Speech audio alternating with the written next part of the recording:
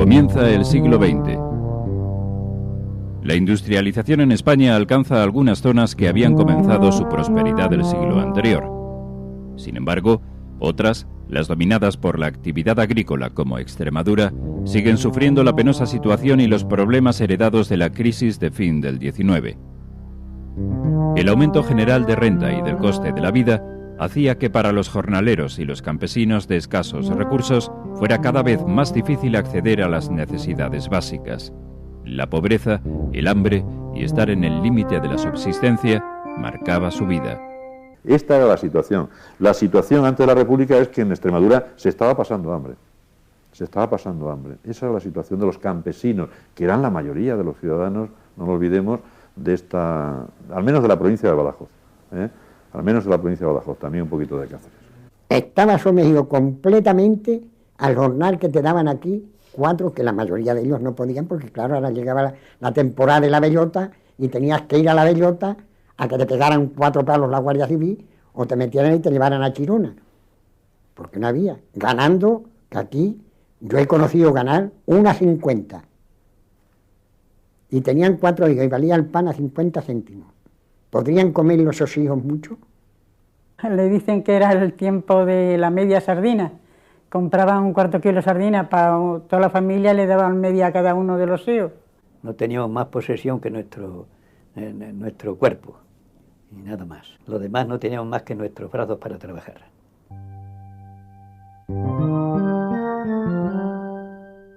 Para muchos extremeños, las dos alternativas que existían eran igual de duras: aguantar su situación o emigrar. La escuela era un reducto de unos pocos. Para la mayoría, era un lujo que quitaba horas de trabajo a unos niños que pronto empezaban a conocer las labores del campo. Así, la promoción y el ascenso social a través del colegio era un destino casi inalcanzable. Nosotros nos tenían que tirar al campo a guardar pavos, a guardar gallinas, a guardar unos cochinillos, a guardar unas vacas, solo por la comida, porque ellos no podían mantenerlo humanamente desde ninguna clase. Yo me puse los primeros zapatos cuando tenía 15 años. Yo en la escuela tenía 8 o 9 años para ir guardando pavos, guardando lo que fuera en los cortijos, por la comida. La aparición de la sociedad de masas hizo que la escritura y la lectura se impusieran como necesarias para la integración social. Si la enseñanza básica se situaba fuera del alcance de la mayoría, la diferencia estaba aún más acentuada entre hombres y mujeres. El papel reservado a la mujer, el de ama de casa y el de madre, la apartaba claramente de cualquier aspiración intelectual.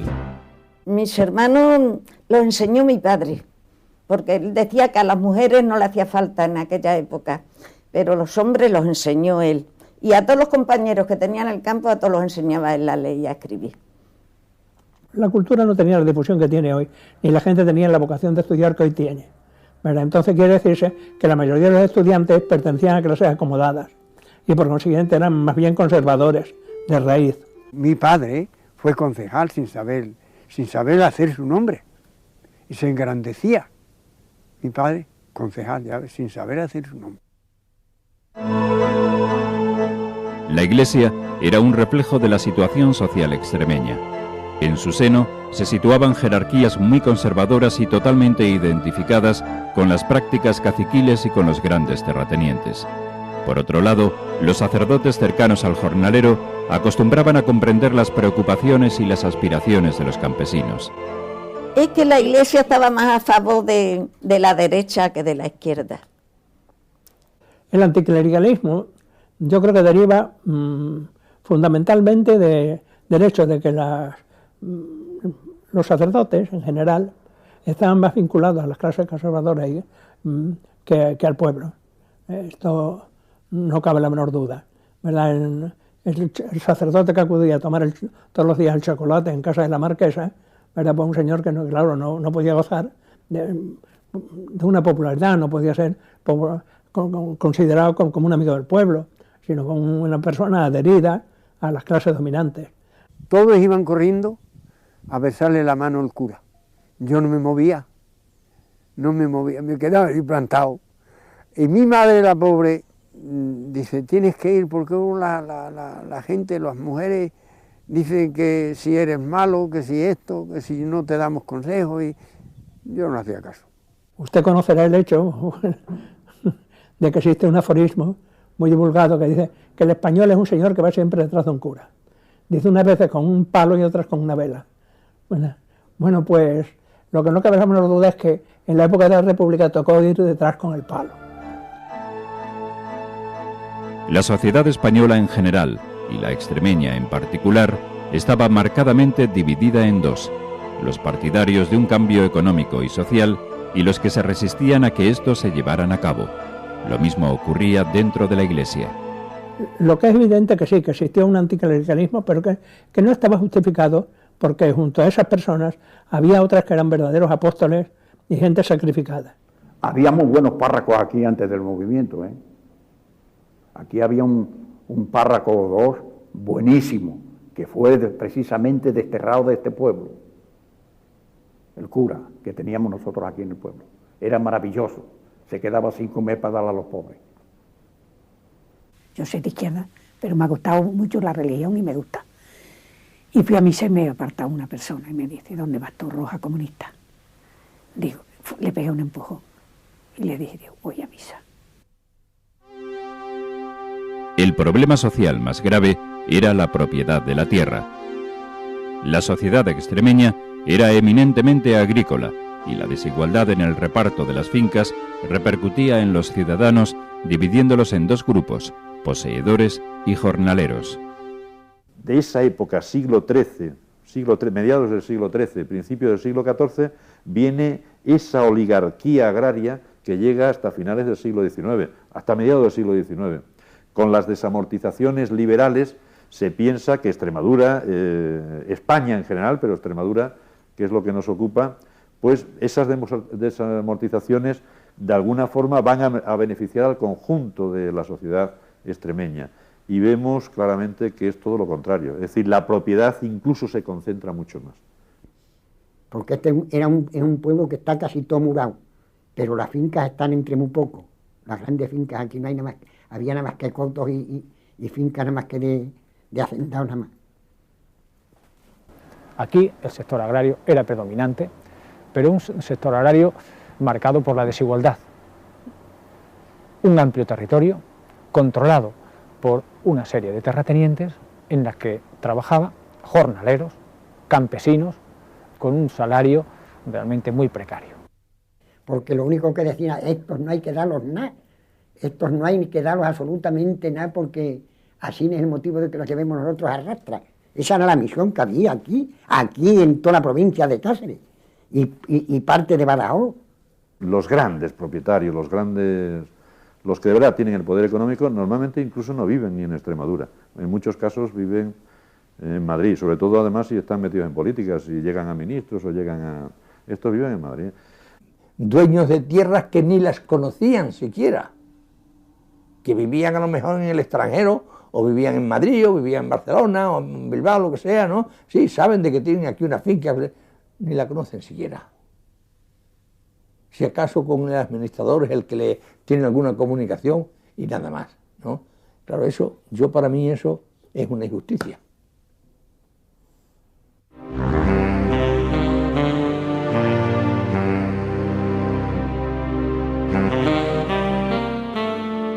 Cuando se proclama la Segunda República en 1931, se hace con un carácter democrático. Los partidos políticos que habían ido madurando su organización y su ideología en los tiempos de la dictadura de Primo de Rivera vieron la oportunidad de aparecer en la vida pública de una manera práctica. En Extremadura, los sindicatos anarquistas, el comunismo y sobre todo el socialismo iban a tratar ahora de poner en funcionamiento sus programas políticos. El día 12 se habían celebrado las elecciones municipales. En las elecciones municipales la coalición republicano-socialista había obtenido una mayoría abrumadora en las capitales de provincia. En el conjunto del país, no, porque en el conjunto del país existían una serie de influencias caciquiles que habían hecho que el voto en conjunto hubiera sido favorable a los monárquicos, o sea, a los conservadores. Pero el hecho, claro, el voto selectivo, el voto de calidad, estaba siempre a favor de la coalición republicano-socialista. Aquello para mí, yo lo recibí con brazos abiertos, creyendo que desde luego la República iba a hacer de los trabajadores una situación un poco mejor, ¿verdad? Un poco mejor. Y por eso, pues, yo, pues, qué duda que ve, abracé la República, desde luego. Le decía, ¿no?, que sobre todo lo que había que destacar es que la proclamación de la República se hizo dentro de un ambiente cívico tremendo. O sea, que no hubo ni una manifestación de violencia contra nadie. A pesar de que, claro, durante la dictadura del general Primo de Rivera, las masas habían estado contenidas y se temía que en cuanto se le concediera una válvula de escape se deportara, no pasó nada en absoluto. Aquello se hizo dentro de una paz total, pero ahí dentro de un ambiente cívico admirable. Yo guardando ovejas, pero ahora con la República estos van a bajar un poco la cresta, se dice mucho la cresta por aquí, por nuestra tierra. Los partidos políticos más identificados con el deseo de fin del caciquismo vieron que el poder local, los ayuntamientos, eran la base clave para cambiar desde abajo las estructuras sociales. Cuando estalló la República, pues es muy natural, había centro, había de todo, para cada uno pertenecer a lo que quisiera. Mi padre fue alcalde aquí desde que estalló la República hasta que estalló el movimiento. Cada vez que le votaban salía de alcalde. Desde la República ya el ayuntamiento era de los trabajadores. Las expectativas que teníamos y lo que creíamos que podía derivar de la proclamación de la República era un Estado más justo socialmente y sobre todo a las personas que teníamos una cierta vocación hacia la cultura, que se iba a promover la cultura, pero a nivel de masas. La Segunda República trató de paliar la penosa situación de la escasa escolarización. La idea de una enseñanza para toda la población era necesaria para que realmente pudiera hablarse de democracia. Mientras los mecanismos del saber y del conocimiento estuvieran en pocas manos, la posibilidad de igualdad social sería solo una ilusión, algo inalcanzable. Durante la Segunda República se crearon más escuelas que nunca en España, escuelas públicas, muchos, en todos los pueblos. En Extremadura, sé que las escuelas que había hasta entonces pues eran extremadamente escasas, y sin embargo a partir de la Segunda República pues se va a potenciar lo que es la educación y sobre todo la construcción de pabellones donde pudieran albergar escuelas. El primer gobierno de la República intentó impulsar una reforma de la propiedad agraria. La Ley de Bases de la Reforma Agraria de 1932 proponía repartos de tierras, expropiaciones para distribuir algunos terrenos entre jornaleros. El problema fundamental que se encuentra la República en España, uno de los problemas fundamentales, al menos en la España agrícola, en la España del latifundio, la España del sur, es precisamente que hay que hacer una reforma agraria, que hay que repartir la tierra de otra forma.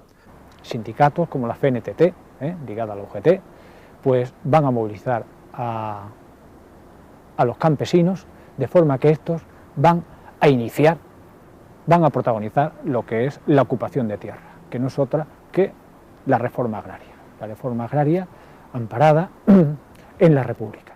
Pues aquella ley de reforma agraria me parecía muy bien, porque aquí había, en este pueblo mismo, que hablamos aquí del pueblo, pues no había quien no podía salir a la puerta de la calle porque no tenía ni un árbol para poder traer siquiera una carga leña. Porque si ibas a por ella, aquel día a lo mejor te llevaban las perras después de que no traías para calentarte. La acción que tomó el pueblo con respecto a la reforma agraria, por lo menos palabral y sembrar ya aquel año, esa el alcalde y todo el mundo estaba de acuerdo.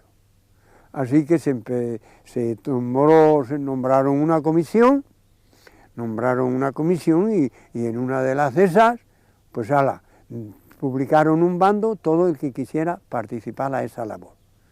Pues cada uno con sus fuerzas fuera y pidiera lo que quería, 1 hectárea, 2 hectáreas, o lo que fuera, ¿no? Y cuando se hizo, que fue la nueva reforma agraria, pues de ahí salimos de la plaza salió el personal y ahí en el ejido se juntó el personal y con asuntas a labrar los campos esos de Almonte. Pero hubo una buena reforma en Quintana de la Serena a gente de humilde, que hubo un año formidable de trigo, que se llenaban todas las casas de trigo y todos con sus burricos y como podían labraron y aquel invierno que vino el invierno pues a comer pan a tutiplén. ¿Por qué? Porque había ido todo a parar a las clases humildes, las cuales estaban hambrientas y con aquello saciaron el apetito del hambre. La proclamación de la República y la puesta en marcha de la Ley de Reforma Agraria había polarizado aún más a la sociedad extremeña entre detractores y partidarios de las nuevas medidas, entre los que habían conseguido en las urnas el poder político y los que seguían acaparando el poder económico. Pero en menos de un año, la reforma fue suspendida. El segundo gobierno republicano, compuesto por la Confederación Española de Derechas Autónomas, la Renovación Española y la Comunión Tradicionalista, abolió aquel primer intento de repartición de tierras en el año 1933. Este hecho aumentó la radicalización por parte de la izquierda.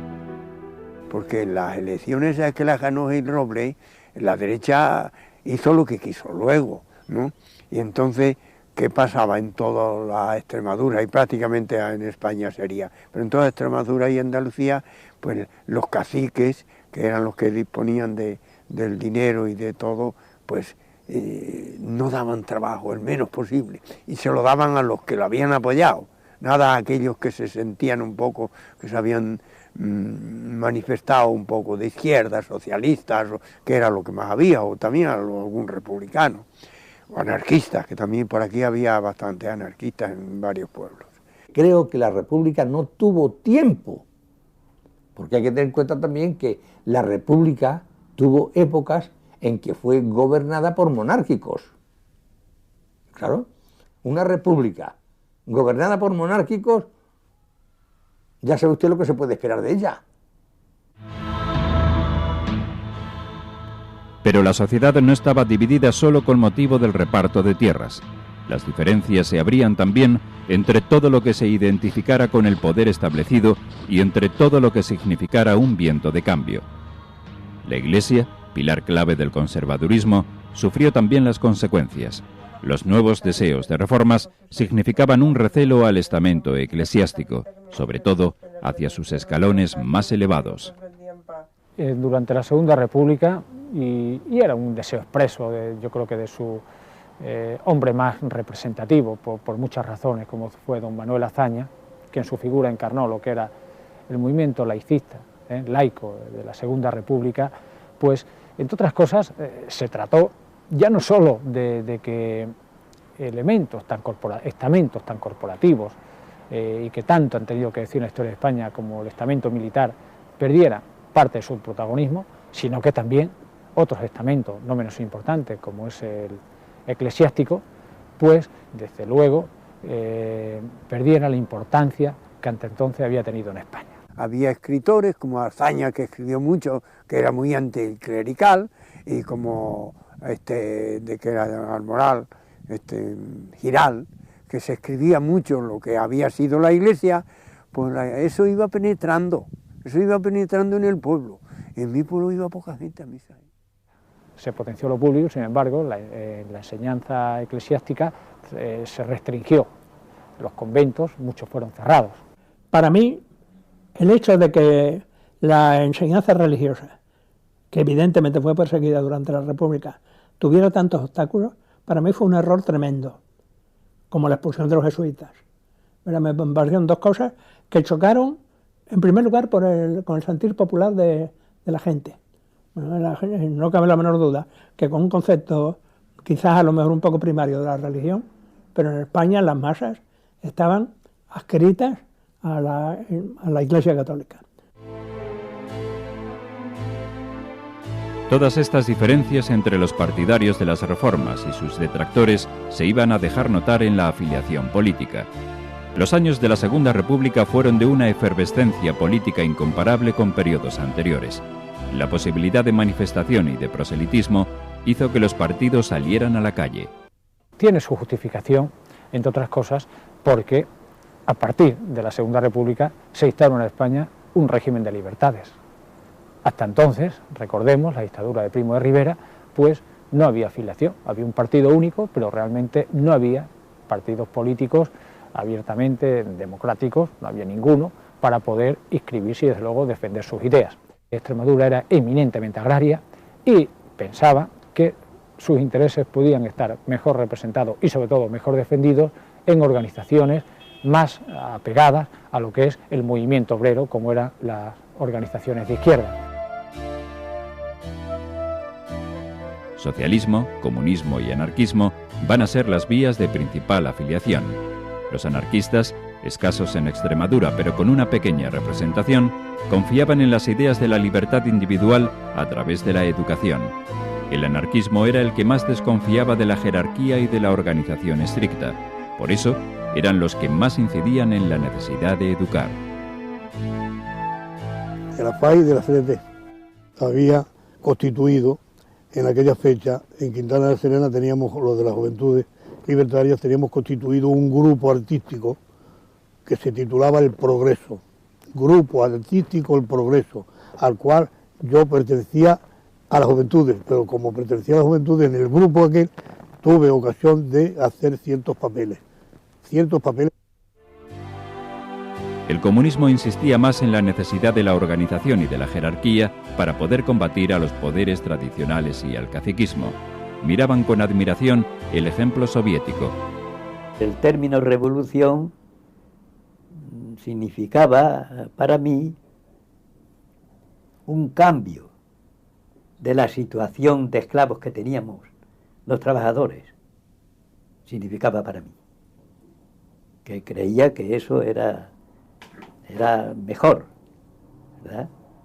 Es decir, transformar un poco la situación, ¿verdad? Y que los trabajadores pues tuviéramos una situación mejor, aunque desde luego con arreglo a las fuerzas también que tenían el poder. Los socialistas, los más numerosos en Extremadura, habían abandonado casi por completo la idea de la revolución violenta, pero insistían en la necesidad de reformas firmes. En el Partido Socialista de aquella época pues se adivinaban tres tendencias. Una tendencia, digamos, templada, un socialismo académico templado, preconizado por Besteiro, un socialismo más avanzado, ¿verdad?, pero sin optar por la vía revolucionaria, como era el de Indalecio Prieto, y luego otro socialismo, en fin, que tenía ya muchos puntos de semejanza con el comunismo, que era el de Largo Caballero.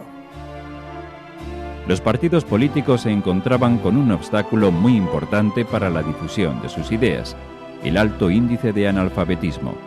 Por eso, van a promover formas y lugares de reunión que faciliten el contacto con los ciudadanos: los mítines, las obras de teatro, los periódicos o la Casa del Pueblo.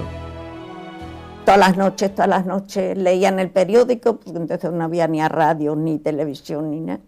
Había uno que leía bien el periódico y lo leía todas las noches. Y allí íbamos. Empezamos a hacer una gran propaganda por todos los pueblos que rodeaban al mío, donde yo estaba, no el mío. Entonces había por lo menos 7 o 8 pueblos, que desde luego allí llevamos el comunismo. Había otro grupo que lo tenían los de la Juventud Socialista y nos peleábamos por ver la forma de agradar lo máximo posible, tanto ellos como nosotros.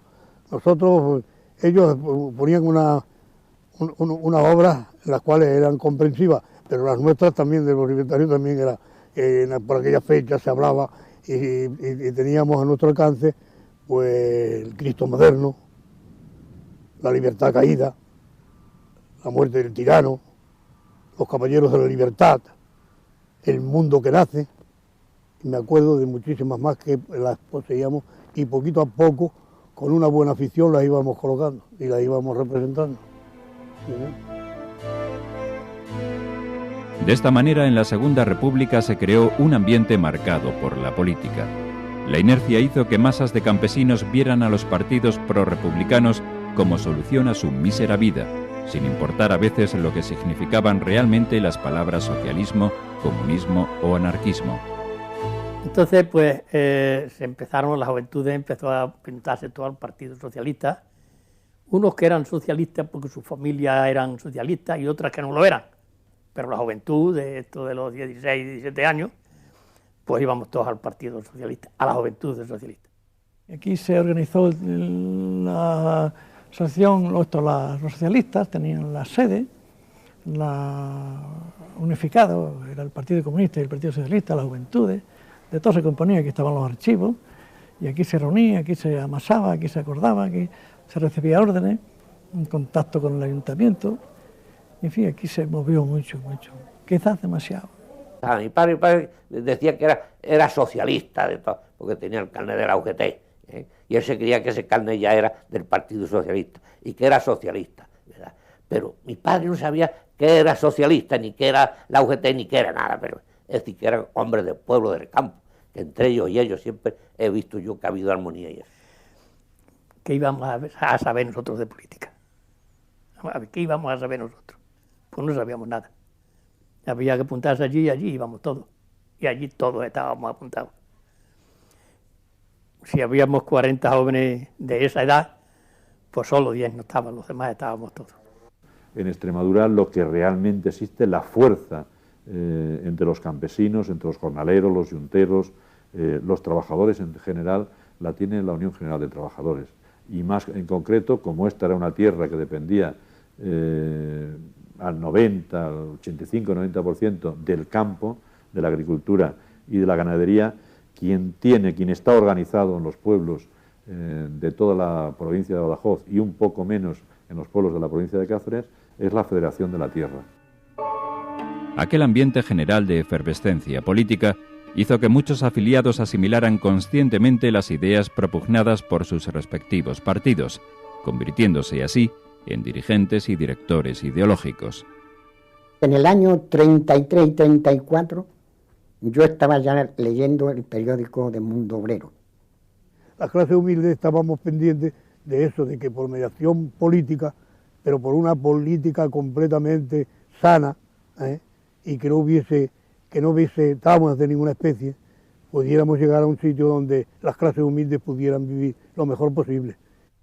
Fui a Rusia porque me envió el partido a Rusia. Vio en mí una gran actividad y Vargas, etcétera. Y entonces me dijo que si quería ir a Rusia, a la Escuela Internacional Leninista de Moscú. Por otro lado, por el lado del descontento con las reformas de la República y de los partidos de izquierda, se creó Falange. Los falangistas creían que la Segunda República y la mano de los socialistas y comunistas estaban desnaturalizando España. Falange era un partido que creía en un país de valores tradicionales eternos, como eran el nacionalismo y el catolicismo. Para ellos, todas estas nuevas reformas significaban errores. El fascismo de Mussolini era su modelo ideal. No solamente en Extremadura, sino en toda España, una gran parte de la gente que forma parte de Falange son capas medias, son trabajadores, son incluso parados. Y por qué no decirlo, en algunos casos, incluso campesinos también, ¿no? No puede ser, si fuera solamente el terrateniente, si fuera solamente el que tiene el matadero de Mérida, que era la gran empresa que había en aquel momento en Extremadura, entonces no hubieran ganado la guerra. Por supuesto que no, ¿no? Falange aglutinaba a todos los descontentos con la inestabilidad social, con las huelgas y con las convulsiones sociales que se estaban produciendo al calor de las oportunidades de protesta otorgadas por la Segunda República. Un descontento de una parte del ejército, de grandes jefes del ejército, oficiales y jefes, de una parte importante de la burguesía, de la gran burguesía española, pero no de toda la burguesía. La mayoría de la burguesía estaba con la República. Por supuesto, un descontento de la Iglesia, de una parte importante de la Iglesia católica, y por supuesto descontento de los terratenientes, de la vieja oligarquía y demás, ¿no? En el antagonismo de los izquierdistas estaban las fuerzas de derecha, que sobre todo Falange a partir de mediados de la República va a tener una implantación significativa en toda la zona extremeña y sobre todo a partir del 36, cuando las posturas se radicalizan de forma importante, pues son cuando van a acaparar una importante afiliación. Pero ya en el programa del Frente Popular se prometió tanto que ya el gobierno se vio obligado de tolerar ciertas acciones del pueblo. También entre los militares creció el descontento. Los gobiernos de izquierda de la Segunda República habían tratado de rebajar la influencia tradicional de los militares en la vida política. Estos asimilaron un sentimiento de víctimas por falta de apoyo gubernamental. Al fin y al cabo, la Segunda República se había establecido como contrapunto a la dictadura de un militar, la del general Miguel Primo de Rivera. Las academias militares, como usted sabe, se cerraron durante la República. Todo esto fue una cosa que el militar estaba herido en su orgullo, quizás en lo que él consideraba que era su prestigio y su profesionalidad. En 1936, la reforma agraria se volvió a llevar a cabo por el gobierno del Frente Popular, pero los nuevos repartos de tierras terminaron por no contentar a casi nadie. Por un lado, eran escasos para muchos, por el otro, eran un agravio y un insulto al poder tradicional de los caciques. En muchas ocasiones yo creo que las esperanzas de una gran parte de la población, las esperanzas que tienen en una república, que tienen en un partido de izquierda, en un partido republicano, pues no se ven satisfechas, o no se ven satisfechas en la inmediatez que ellos piensan. Eso pasa en muchas ocasiones. Hombre, había enfrentamientos porque el ayuntamiento y el gobierno de Cáceres y de la República lo que querían es que las fincas grandes que había las repartieran al pueblo para los que no tenían tierra, porque aquí había unas cuantas fincas de marqueses y condes que estaba rodeado el pueblo por todos sitios. Y eso es los enfrentamientos que había.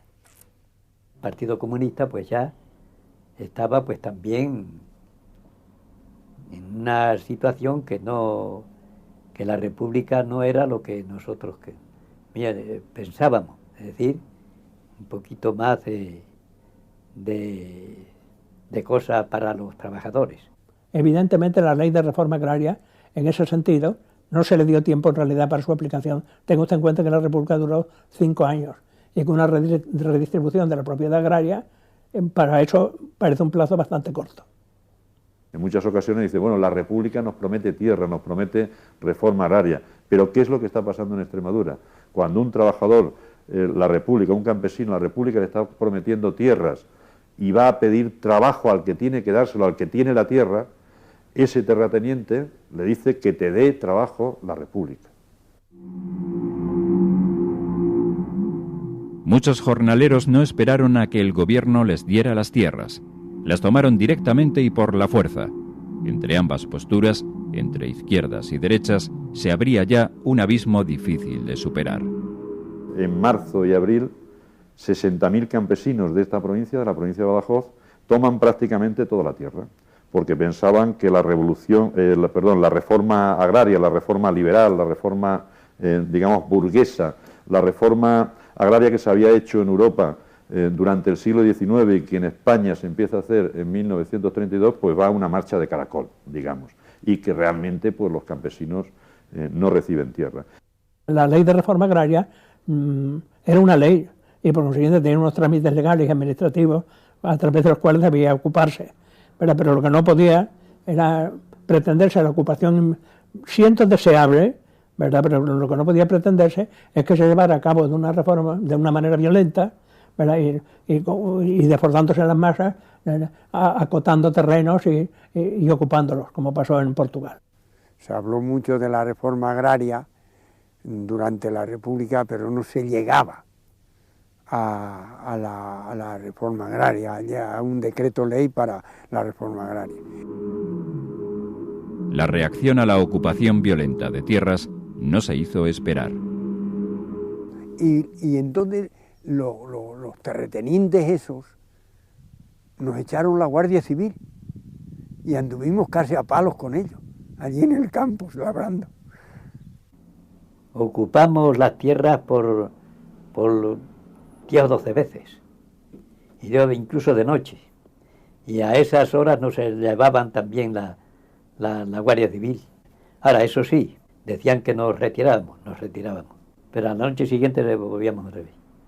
De las órdenes que daban cuando los socialistas estaban en el poder, después si pasaban como ocurrió con el bienio negro, tan pronto como pasaron ellos al poder, que eran totalmente de derecha, pues lo que nosotros hacíamos por un lado, lo deshacían ellos por el otro, y por consecuencia pues no adelantábamos nada. Eso no va a creer más que desestabilización. Hay unas fuerzas, concretamente los distintos destacamentos de la Guardia Civil en las poblaciones, que se van a ver en no pocos casos incapaces para sofocar esas revueltas, y nos adentramos en una dinámica en la cual no justifica, ni mucho menos, el que se produzca una sublevación, pero sí una dinámica que estaba un poco bajo descontrol. Hubo varias causas de que la República se frustrase. Una de ellas fue que la República no fue aceptada nunca por las clases conservadoras. O sea, se trató de un veredicto popular que si realmente las clases conservadoras hubieran tenido un espíritu realmente democrático, hubieran debido aceptar.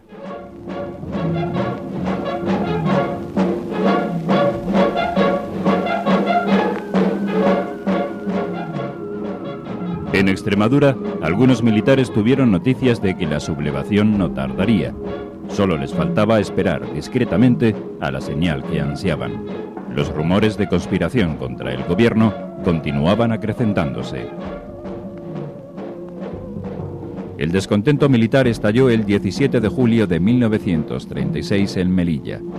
A este intento frustrado de golpe de Estado se le unirían todos aquellos que habían visto que las reformas económicas impulsadas por la Segunda República ponían en peligro el poder establecido ya desde el siglo XIX. Falange, la Iglesia, los caciques. La guerra civil fue el mosaico que acabó con la República y con la idea de que la sociedad podía cambiarse.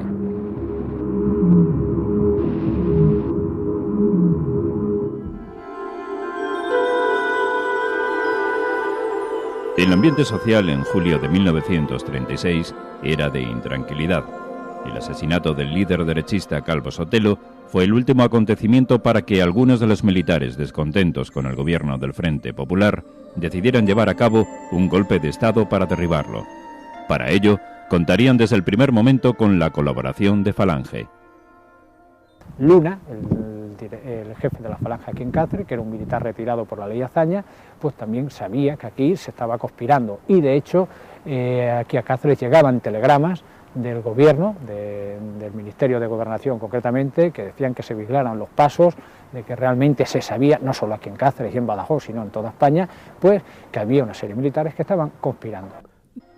El golpe de Estado tenía como objetivo una conquista rápida y efectiva del poder, pero con lo que no contaron los militares sublevados, Franco y Queipo de Llano, es que el poder no lo conseguirían ni pronto ni con facilidad.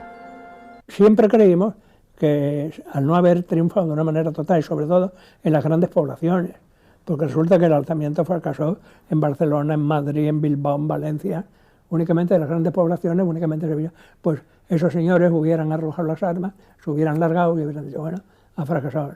Pero no, se enquistaron en sus posiciones y dieron lugar a una guerra sangrienta tremenda. Lo que ocurre es que también la República, en un grado de autosuficiencia injustificado, pensaban que podía pasar como ocurrió a Sanjurjo en el agosto de 1932, pues pensaban que también sería una revuelta que se sofocaría con relativa facilidad. Sin embargo, esas previsiones pues fueron descartadas a medida que fueron desarrollándose los hechos a partir del 17 de julio.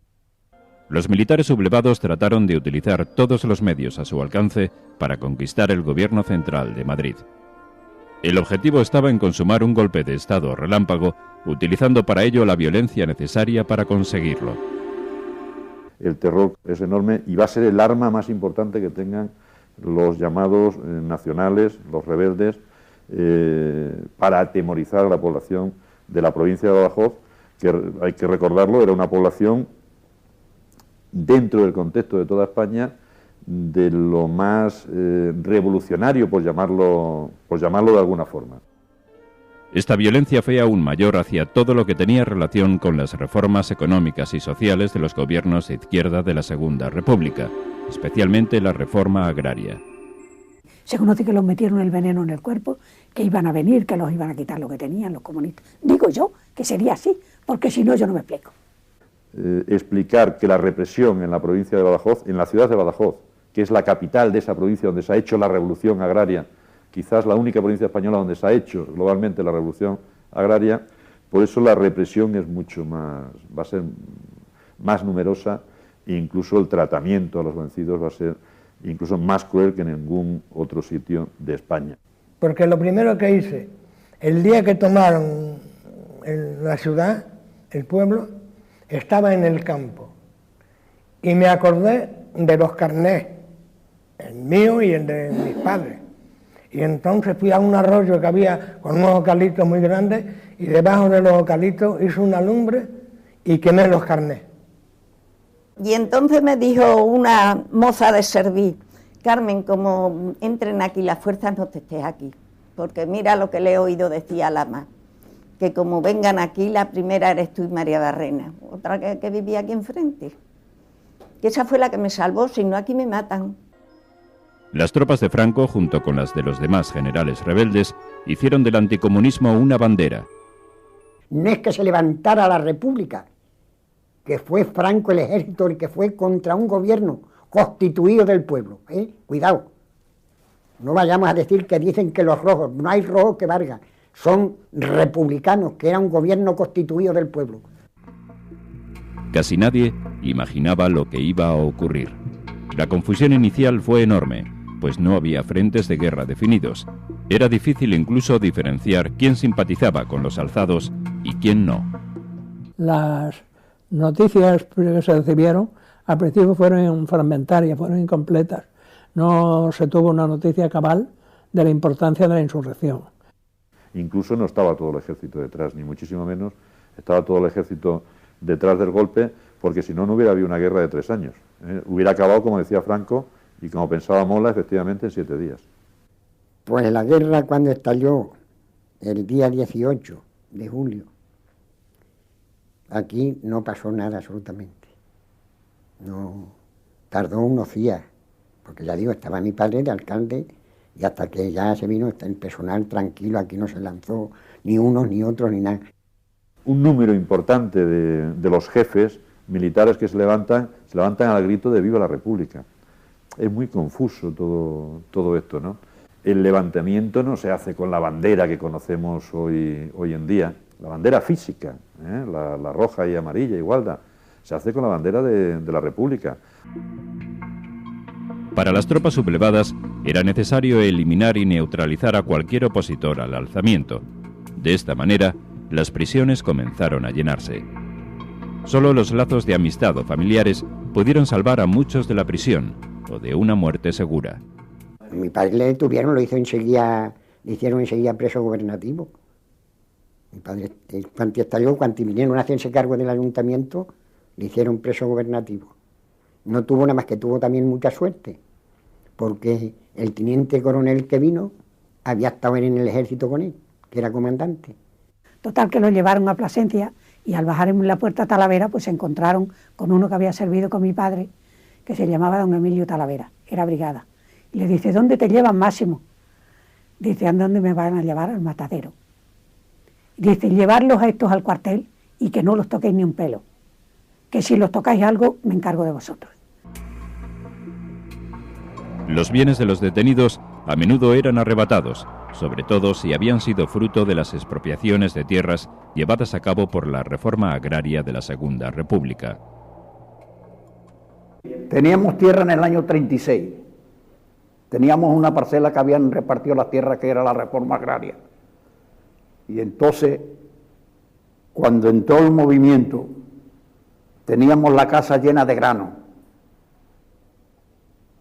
Y la derecha,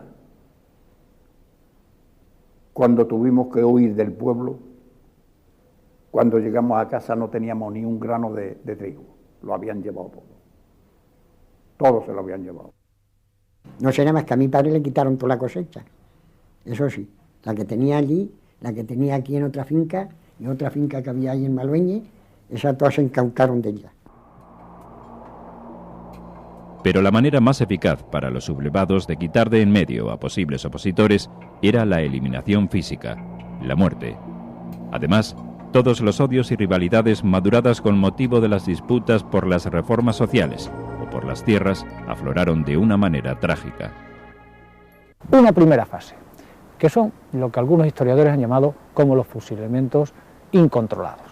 Yo lo de incontrolados lo pondría entre comillas porque la mayoría de las personas que fusilaron estaban muy controladas, se sabía a quién se iba a matar. ¿A quién afectaron esos fusilamientos en esa primera fase? Pues fundamentalmente a los líderes republicanos, a las personas que tenían alguna vinculación de un tipo u otro con la República, bien por afiliación a la Casa del Pueblo, bien por su afiliación a algún partido de la República o de izquierdas. Lo cierto es que estas personas pues, fueron objeto de prácticas represivas. Yo lo que me hicieron bajar con un retrato de Manuel Azaña y los otros dos a por los archivos de la Casa del Pueblo y los juntamos aquí los tres con las tres fotografías. Yo la de Manuel Azaña, los otros dos, una de la Pasionaria y otra de Largo Caballero. Y aquí se juntaron todos los archivos, nos hicieron dar una vuelta, primeramente con las camisas, aquí luego con las fotografías, dimos la vuelta a la plaza aquí, y luego ya se juntaron aquí todos los archivos y se prepararon una candela aquí de muchos cojones, que yo creí que íbamos a la lumbre nosotros también. Sacaban a la gente, media hora después, una hora después, oían unos tiros en las tapias del cementerio, en una cuneta, en un olivar normalmente, y esa persona no volvía a aparecer nunca más. Pero yo no perdonaré nunca a esos individuos, sea de la facción que sea, sean fascistas, sean guardias, lo que sea, no perdonaré nunca llamar a la puerta de una casa a las 3 o a las 4 de la mañana, sacar a un hombre o una mujer y a los 10 o 15 metros asesinarlos. Eso yo no lo perdono. Nunca. Uno aquí en el puente ese en el río ese de Madagascar, ahí le fusilaron. El otro no se sabe su paradero donde se le llevaron. Luego se llevaron a otro zoo y los tiraron del puente Almará, un tal Antonio Ramos y a un tal Gerardo Jiménez Clavero. Eso los tiraron del puente para abajo. Por camiones, se fusilaron a la gente por camiones y se las quemaba formando verdaderas pilas en los cementerios. Este es el lugar que ocupó la fosa común que se utilizaba en el año 36 y donde fueron enterrados la mayoría de los fusilados de aquella época. Y aquí traían 7, 8 que se querían llevar a darlos el paseo a Zorita, los traían aquí, ponían el camión, los montaban y ya no volvían más, me han vuelto, claro. Porque lo grave en un pueblo era que empezaran a matar. Una vez que empezaban, que mataban a 1, a 2 o 3, luego ya igual le daba 10, 15, lo que fuera. Eso de estar metido en casa y todos los días por la mañana, no oír nada más que tiros, matando a uno y a otro, eso. Y en pleno día, yo lo he visto matando en pleno día. Bajar de un coche, un hombre amarrado de pie y pierna, y 3 o 4 tíos pegándole tiros en el cuerpo para matarlo, para que cayera del barranco para abajo. Eso lo he visto yo. Los maestros de los pueblos, simpatizantes a menudo con las ideas de reforma de la Segunda República, fueron algunos de los que sufrieron ejecuciones.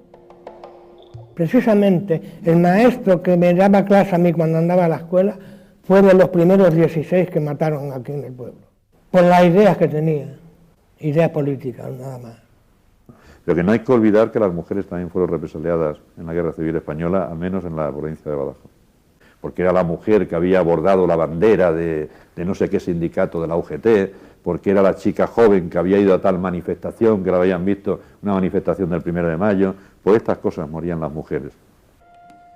Algunos fusilamientos tenían poco que ver con la lógica de un enfrentamiento político. consistieron más en meros ajustes de cuentas o rivalidades personales con causas particulares. No todos ellos eran gente peligrosísima de izquierda. Peligrosísima, dicho con toda la ironía del mundo, ¿no? Porque era la población española de aquel momento, los ciudadanos normales y corrientes de aquel momento en España. La provincia de Badajoz se mató mucho por inquina personal, por una discusión que hemos tenido de más jóvenes, porque cuando éramos más jóvenes, por cosas de estas, por insignificancias de alguna forma. Es decir, no se mataba solamente en cada pueblo a los dirigentes del Frente Popular, a los dirigentes, a los comunistas, a los socialistas, a anarquistas, a los republicanos, se mató a más gente. Su propio marido había pedido a los amigos falangistas, o los amigos, a los pistoleros que iban a matar aquella noche, que se llevaran a su mujer para hacerle sencillamente un favor. Un favor porque lo que tenía aquel hombre, y eso ha pasado en más de una ocasión, lo que tenía aquel hombre de tierras, de casas y demás, no le pertenecía nada, sino que le pertenecía todo a la mujer. Y deshaciéndose de la mujer se hacía con todas estas cosas. Hasta ese grado de crueldad, digamos, de matar a la propia mujer, se llegó en algunos casos concretos, ¿no?